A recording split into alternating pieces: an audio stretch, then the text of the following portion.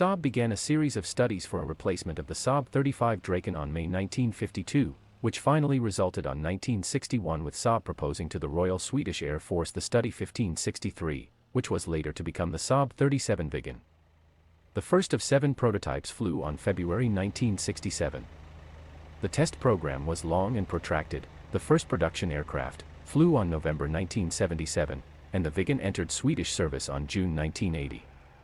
The last production aircraft was delivered on June 1990, with a total of 329 produced.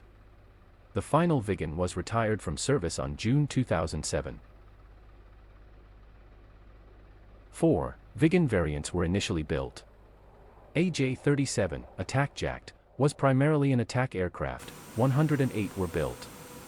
SF-37, dedicated photo recce aircraft, with 7 vertical and oblique cameras on the nose, instead of a radar, 28 built.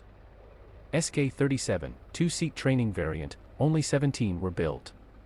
SH-37, coastal recce variant, with a longer range radar optimized for maritime operation, 27 built. The development of the much modified JA-37 interception variant started on 1968, and its prototype flew on June 1974. It entered service with the F-13 wing on June 1980, and 149 were built.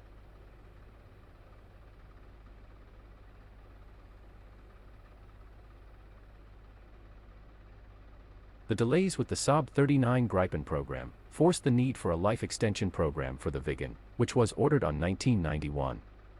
Starting on 1993, 115 Viggens of the AJ, SF and SH variants were converted to AJS standard, equipped with an improved computer that allowed the use of some weapons designed for the Gripen, like the RBS-15 anti-ship missile, and the BK-90 standoff cluster munitions dispenser. This modernized AJS37 is the Viggen variant that is simulated on DCS by heat blur. Press spacebar to begin. It is a bit dark at this hour. If you can't find a cockpit element, feel free to employ your flashlight, which can be toggled with left Alt+L. Also, if the air traffic noise prevent you from hearing me clearly, you can close the canopy at any moment, as it is powered from the battery bus. Press spacebar to continue. We will learn an abbreviated cold start procedure for the Viggen, using just its own battery power and omitting all checks that are not really needed for DCS. Parking brake, set to on. The wheel brakes can be locked by depressing and holding the brake pedals, then pulling the parking brake handle. The brakes are released by depressing the brake pedals again. Unfortunately, if you employ hardware rudder pedals fitted with 2 separate toe brake axes, there is a simulation bug that forces you to release them perfectly in sync, or else the parking brake will release. As a workaround, to park the aircraft, operate both brake pedals by pressing and holding the W key on your keyboard, instead of using your rudder pedals. Press spacebar to continue. Data cartridge. Insert the mission's data cartridge onto a transfer slot on the rear left cockpit wall. The simulated action for this insertion is simply to mouse-click on the slot. Do it now.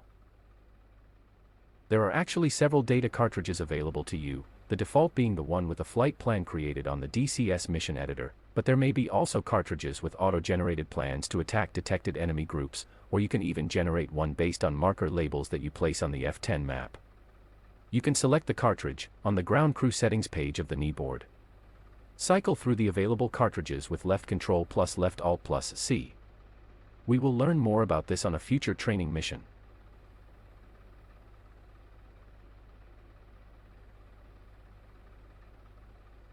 Main electric power, Huvudstrom, set to on, till.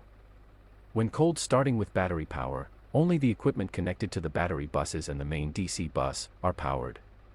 Please note that the battery endurance is about 15 minutes, so you need to perform the next steps quickly, until the engine is started.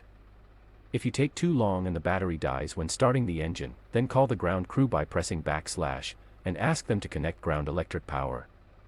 Once with power, re-attempt the engine start and the mission should resume. The master warning and the red LT cron lights should illuminate. On the left warning panel, these lights will be on. 3 yellow lights, indicating low fuel pressure. 3 green lights, indicating the landing gear is down and locked. 2 red lights, for low hydraulic pressure, a red for low oil pressure, and the red electrical failure light. On the right warning panel, the following yellow lights will illuminate: radar altimeter failure, computer error, ejection seat and canopy status, fuel regulator is in manual mode, and oxygen valve is closed. Press spacebar to continue. Low pressure fuel valve, LT cron. Set to on, till. This switch opens the low pressure fuel valve, which allows fuel flow to the engine. The switch also powers up the fuel feeder pumps. When the valve is open, the red light near the switch goes off. Master warning, press the black button to acknowledge the warnings. Cockpit illumination, set as desired. Each front panel instrument has integral lights, their brightness is adjusted with the highlighted knob. Panel lights. Both side consoles have integral lighting for its labels and readouts, their brightness is adjusted with the panel bell knob. Flood lights. 3 floodlights, 1 under the left and 2 under the right cockpit combings, illuminate the cockpit side panels. Their brightness is adjusted with the almond bell knob. Throttle, set to ground idle. Click the highlighted throttle catch. This action moves the throttle lever to its ground idle position, and also opens the high pressure fuel valve. Good, this simulates the pilot advancing the throttle to its first catch detent, corresponding to its ground idle position.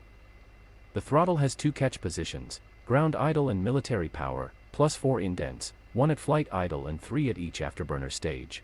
The afterburner has 3 distinct zones, 1, 2, and 3. The chosen afterburner zone is indicated on the right side of the instrument panel. The nozzle indicator shows the position of the engine nozzle, as well as the current afterburner zone. Press spacebar to continue. Check warning panel lights. Press and hold the warning panel lights test button. The master warning indicator, the alarm sound, and all the lamps on the 2 warning panels should illuminate. Additionally, the following lights are tested via the same button. Low pressure fuel valve warning light, LT cron. Thrust reverser indicator light. Autopilot indicator lights. Stability augmentation, attitude hold, and altitude hold.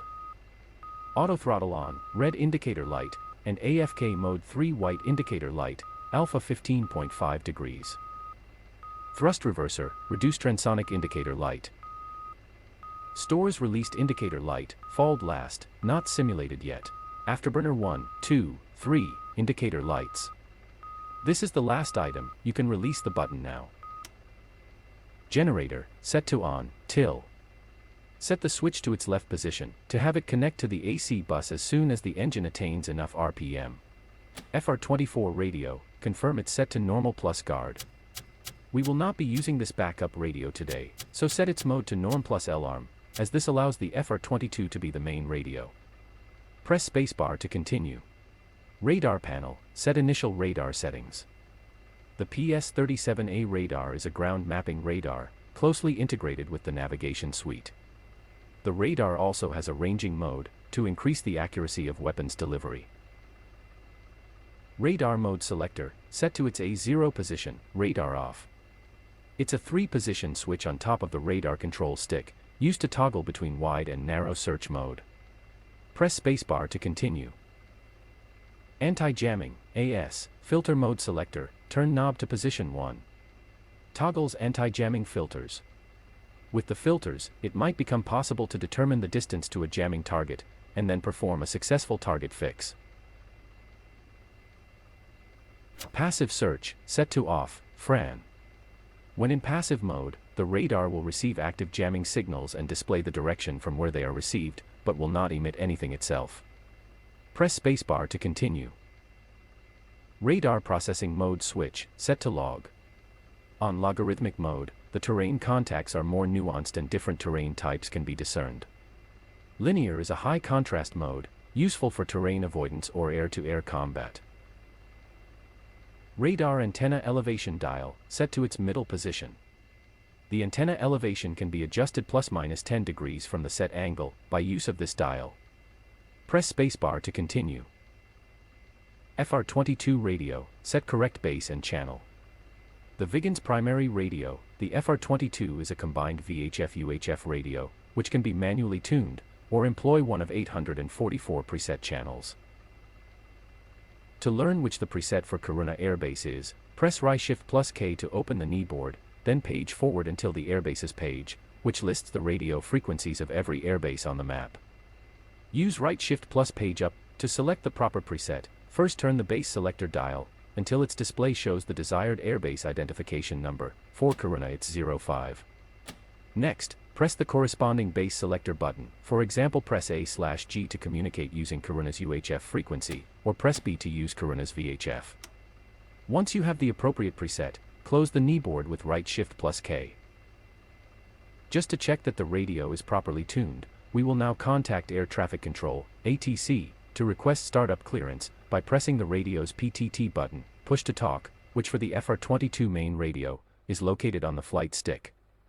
On DCS, there are two types of communications. One is used to communicate with the AI entities during single-player flights, while a voice-over IP facility provides inter-player communication during multiplayer flights.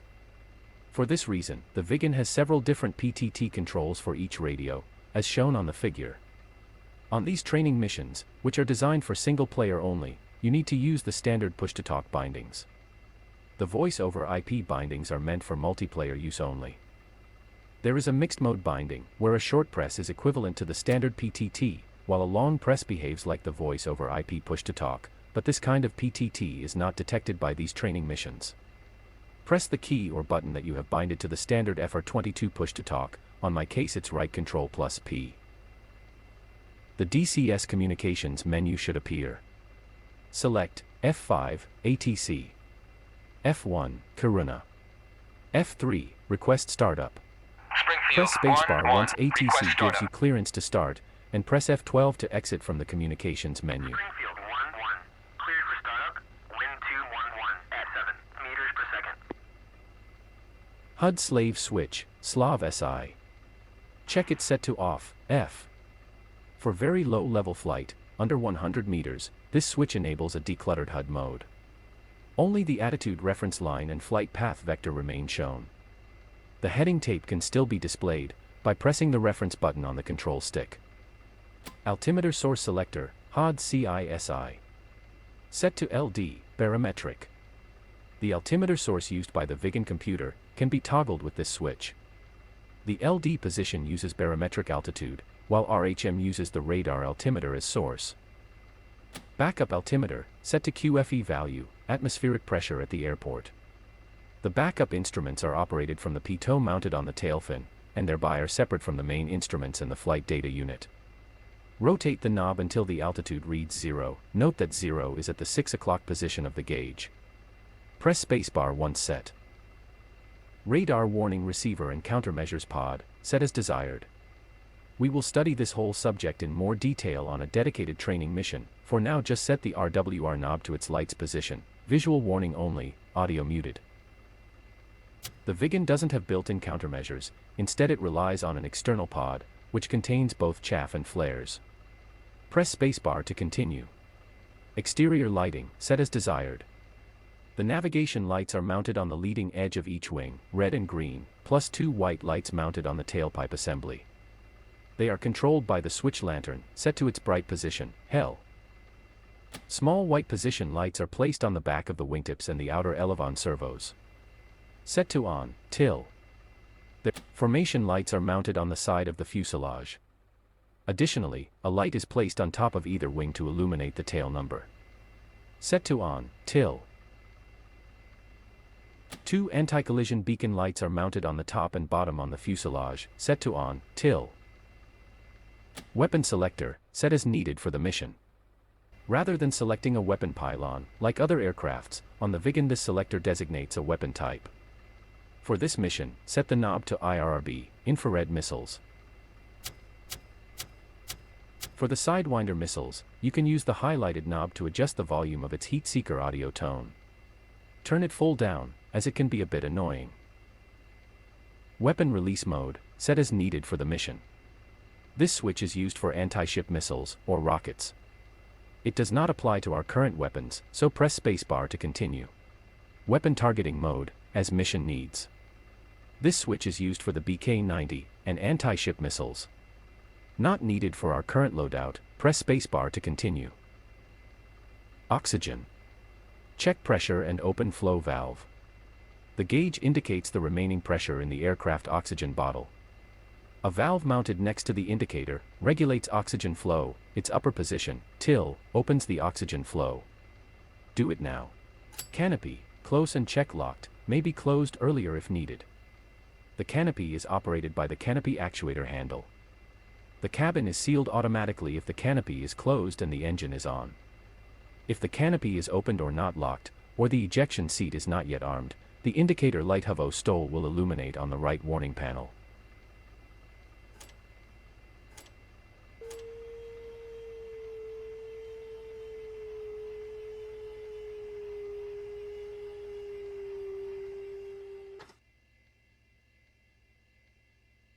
The engine is started by a gas turbine starter unit, GTS. Essentially a small jet engine, it runs on the main fuel source. Once it reaches the correct RPM, the GTS clutches onto the engine, and accelerates it until it reaches self-sustaining RPM.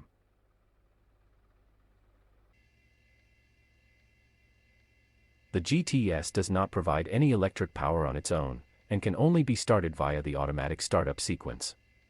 The whole sequence is initiated via the start switch, or automatically in case of an in-flight start below a certain engine RPM, where the GTS is necessary. Engine start switch, set to on, till. On the real aircraft, the switch must be manually held at on for 2 seconds, before it is magnetically held by the starter, but this is not yet simulated on DCS.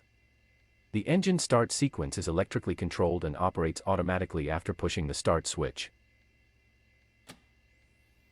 The start sys caution illuminates when the GTS initiates its power-up, which takes a few seconds, then it will clutch to the jet engine, indicated by its RPM increase.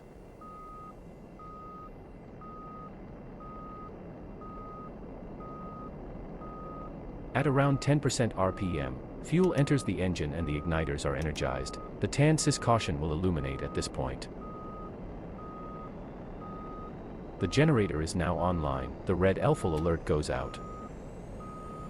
At this point the start switch goes off, the GTS is stopped, and the start sys and tan sys cautions will go out. The engine has reached ground idle. Check the following items: RPM, between 55 and 65%. Idle exhaust gas temperature, EGT, not more than 350 degrees Celsius. Engine pressure ratio, should stabilize around 1.0. Engine nozzle position should be fully open. SPAC stabilization, should have turned on automatically. Check its green light is illuminated. Warning panel lights, all lights should be out, except the following. All-jet RIC, the oil pressure caution can be lit for a maximum of 60 seconds. X-tank bra, the drop tank fuel pressure warning illuminates, for as long as the engine RPM is below 70%, as the bleed air being produced is not enough to draw fuel from it. The 3 green stall lights for the landing gear will remain lit until takeoff.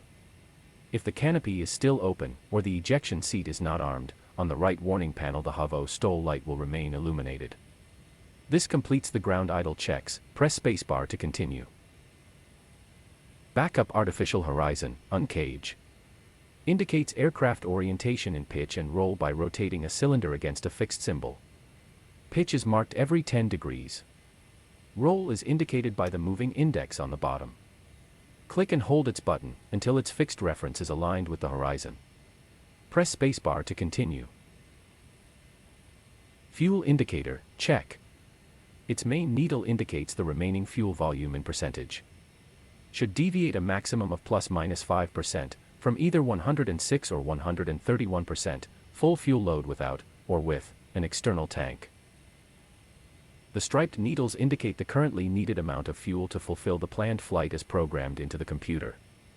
The required fuel is continuously calculated and displayed, as the amount of fuel required from the aircraft's current position to the next destination, and the remaining route to the primary landing site, L1, plus the amount of fuel required for a landing. The computer accounts for the increased drag, due to weapons and planned flight path and profile, taking into consideration the variables of ingress speeds and wind. In addition, a preset fuel reserve is added to this calculation. This preset amount can be set by the pilot to ensure a greater margin. Press spacebar to continue. Data input. Load the data cartridge onto the computer. Visually confirm that the data cartridge is inserted on the data cartridge slot. The data cartridge can only be loaded when the aircraft is on the ground, and loading the cartridge will automatically clear all previously entered mission data. Press spacebar to continue. To load the flight plan data from the cartridge, first turn the computer data selector knob to its Ref Lola position. Ref Lola means reference number or longitude-latitude. It is the computer mode used for navigation, where geographic coordinates are designated either as a longitude-latitude, or by reference number, for example an airbase known to the computer.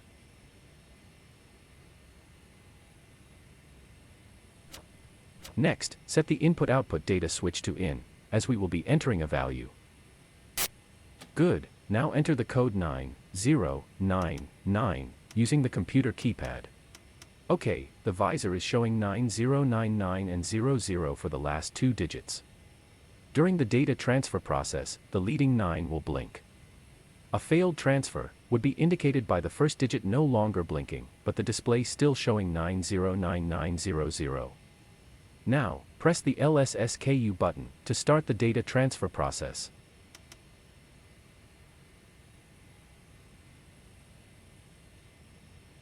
Good. The transfer was successful, indicated by the visor changing to all zeros.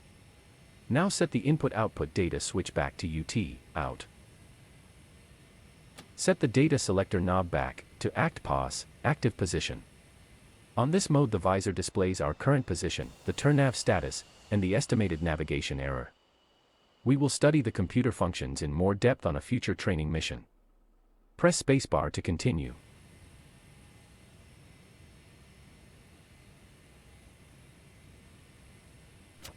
The next few check steps should be performed irrespective if the start was done with, or without, ground power. Control surfaces, check. Move the flight stick and rudder pedals to full deflection in all directions, to confirm their correct operation. Press spacebar to continue.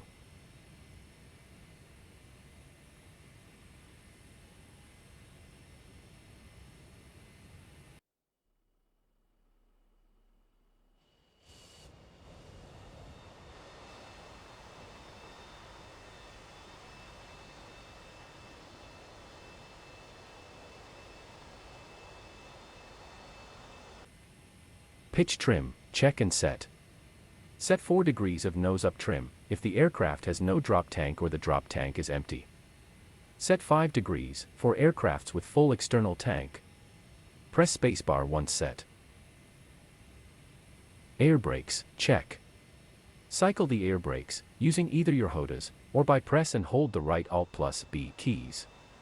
The air brakes won't stay open when the landing gear is extended, this is normal behavior. On the air, the air brakes would stay open when you release the keys. On the right warning panel, the Luftbremse green light illuminates when the air brakes are extended. Press spacebar to continue. Ejection seat. Set to armed, by clicking the lever above the head, to its sideways stowed position.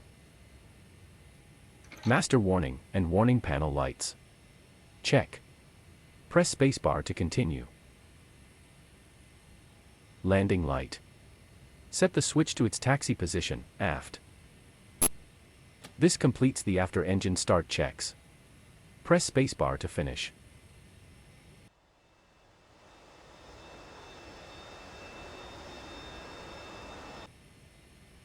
Very good. You have successfully completed this abbreviated cold start training mission. Press spacebar to exit from the mission.